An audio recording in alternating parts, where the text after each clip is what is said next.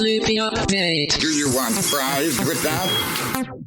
That's right, folks. It's time for the Flippy Update. Flippy is our colloquial name for the disembodied robot arms that are taking our jobs, enslaving our children, breaking their fingers, and flirting with our spouses. Ooh. We use talking about Flippy as a way to explore all the new, fun, and exciting ways that robots are taking over the world and how there's nothing we can do about it. Folks, something interesting is going on.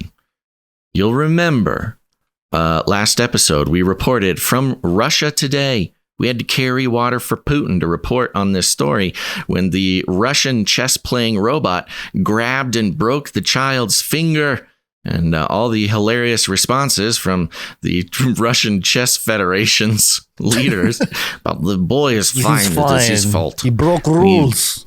He broke protocols, safety protocol of a robot. And here's the key, folks. That was on Russia Today, RT.com, which is notoriously banned on social media. It's banned. It's just banned everywhere. It's Putin propaganda.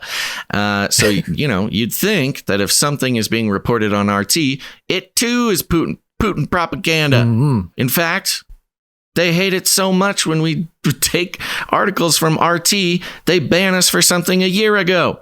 But now, across the nation here in America,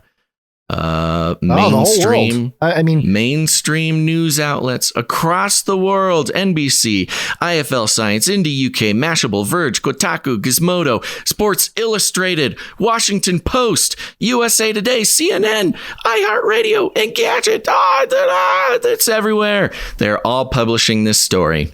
Yeah. Headline, chess-playing robot breaks young boy's finger during match in Moscow. What is going on, Gons? They finally, it's like they've realized that Flippy, the disembodied robot arm, is so important and has the power to change geopolitical events that they will take banned Russia Today, Putin propaganda, and spread it across the world to comment on exactly what's going on with these robots. Let me read you a bit of the NBC News one here. A chess-playing robot fractured the finger of its 7-year-old opponent during a tournament in Moscow last week. The incident happened after the boy hurried the artificial intelligence-powered robot. The president of the Moscow Chess Federation told the Russia state news agency TASS. See, they're not even quoting Russia Today, but okay. Quote, the robot broke the child's finger. This, of course, is bad, Sergei Lazarov said. Video of the incident, which occurred at the Moscow Chess Open competition Tuesday, went viral on social media after a post by the local outlet Baza News. See, they have to just name as many possible outlets as they can. Not RT. So they can avoid saying RT. It shows the machine reaching for and grabbing one of the boys. We know what it shows. We saw it. Well, maybe you missed it. One of the boy's chess pieces and quickly discarding it from the board. Before the robot's arm retracted, the boy attempted to make another move, pushing one of his rooks into the same place as the recently removed piece. The video then shows the robot's mechanical claws descending back toward the board, this time grabbing the boy's index finger instead of a chess piece.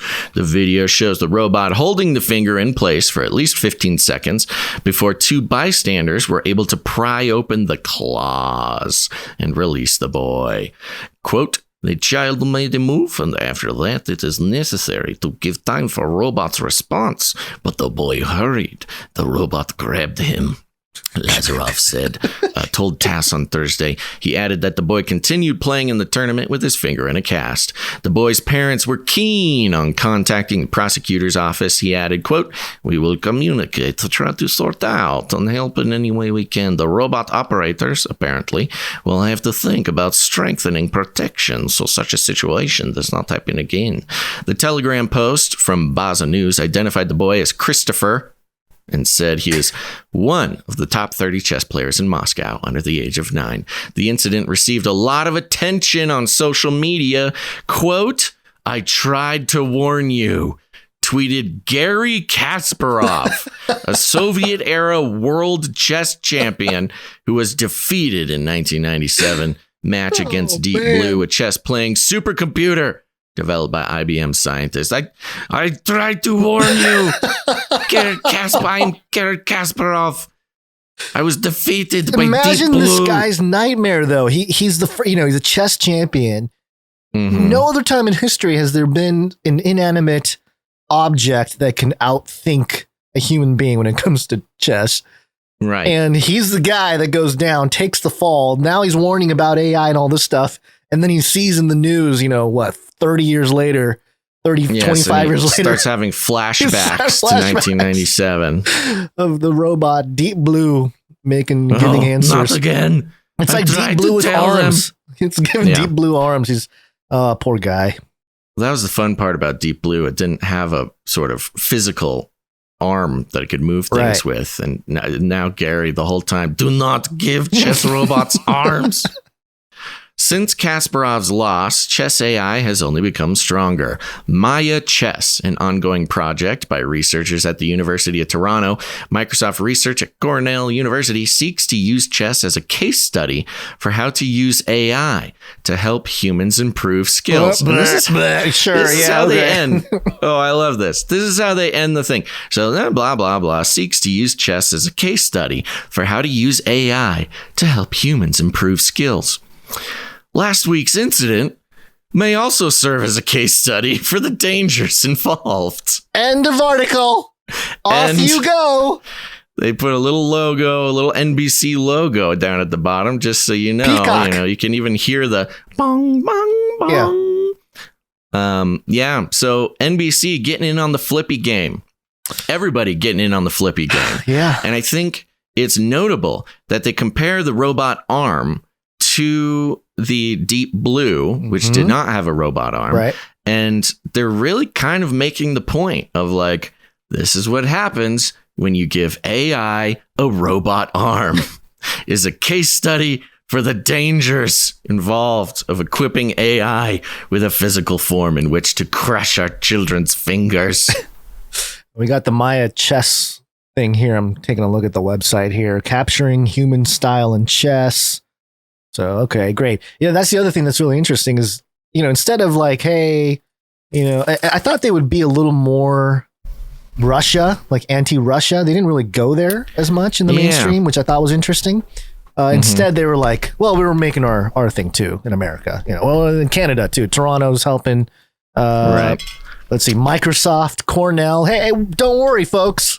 Russia may be ahead of the game when it comes to abusing children with these robots, but don't worry, we're there. We're catching up. Yeah. It's already very, flipping very burgers. Proud of our finger crushing robots. Well, that's the thing though, is it's already flipping burgers in certain restaurants. It's already in factories and stuff like that. It just hasn't been public as much as mainstream as much as I think people recognize. And well, that's changing, man. It's changing. I think, and in the context now, this chess robot is a measured, distinct catalyst in the public realizing how dangerous Flippy is. And plus, chess being very interesting, being one of those very cerebral games. Yeah, not a whole lot of physical risk. Right.